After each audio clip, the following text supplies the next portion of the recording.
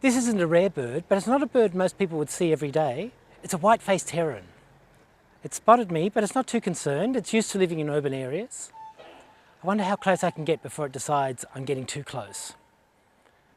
It's aware of me, looking at me. Oh, there he goes. What a beautiful bird.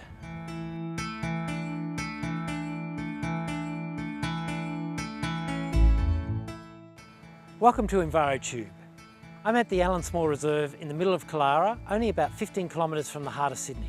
This month, we're going to be talking about National Tree Planting Day. If you look around, you can see there's been a lot of planting done over the years. In fact, we were here 2 years ago. This year, we plan to fill up the areas we missed.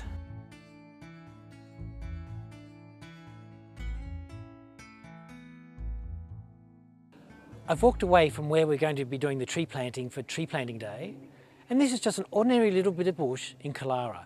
Yes, it does link up with Ku-ring-gai National Park, but just over here, probably less than 100 metres away, we've got houses. Now you think, what's in this little bit of bush? Why is it important? You just spend a few minutes here and all of a sudden you realise that this place is alive. It's not a cemetery, it's alive. There's bird life, there's macroinvertebrates in the water, there's fungus.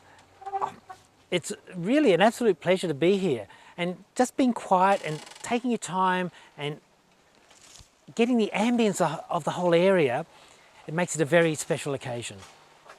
When you turn up for Tree Planting Day, we just don't abandon you and hope for the best. What we do is we say, here's some plants, and look, here's some holes for you to put them in. It's all ready to rock and roll. Here we have an Acacia ulicifolia, and you can see it's got thorns on it. These thorns give a lot of protection, so it's a great plant to do mass plantings of for encouraging small birds. Plants will grow anywhere. Here we've got an Acacia longifolia that's seen its opportunity and it's going for it.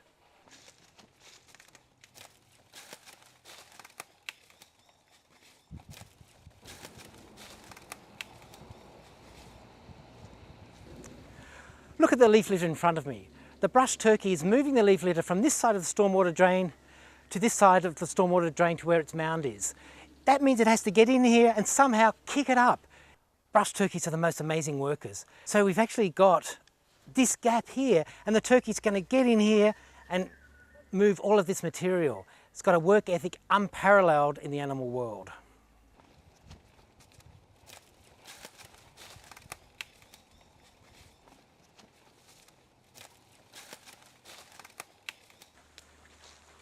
Now this is a baby mound. When we were at the nursery, you saw a mature mound, probably about 5 metres across, so there's still a fair bit of work to be done on this one.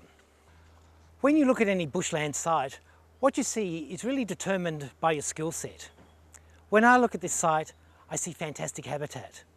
20 years ago, I would have looked over here, seen giant bamboo.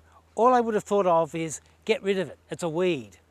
Nowadays, with much more awareness of wildlife, I'm thinking we have to keep this bamboo. We have to ensure that it stays there for habitat reasons. Same with this dead tree here. How many people watching this video would leave this dead tree if it was in their family yard? I would predict most people would take it out, and that's a very big mistake. Dead trees are a fantastic resource for all sorts of wildlife. Native bees, birds, the whole gamut.